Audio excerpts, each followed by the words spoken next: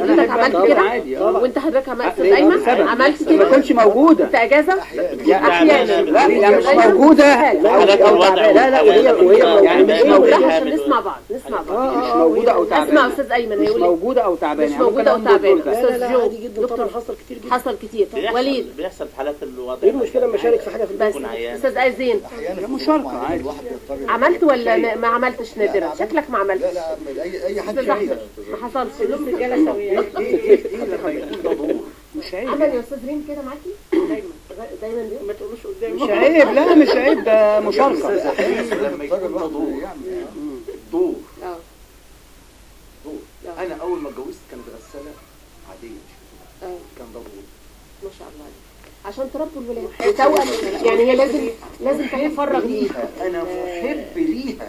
الحب في عطاء، فيها عطاء. بشيل عنك حاجه. هو ده بيرجع برضه للوقت.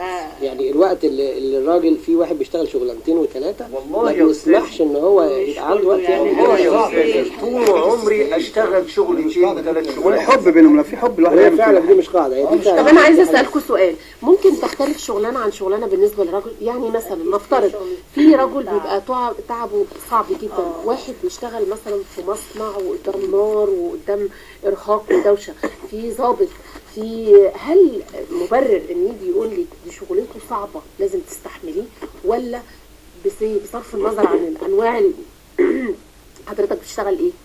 انا سكرتير عام الشباب وحضرتك؟ حضرتك؟ شيلي اول مره حضرتك؟ وحضرتك؟ مش مخزني بقيت. وحضرتك موظفه؟ وحضرتك ست بيت.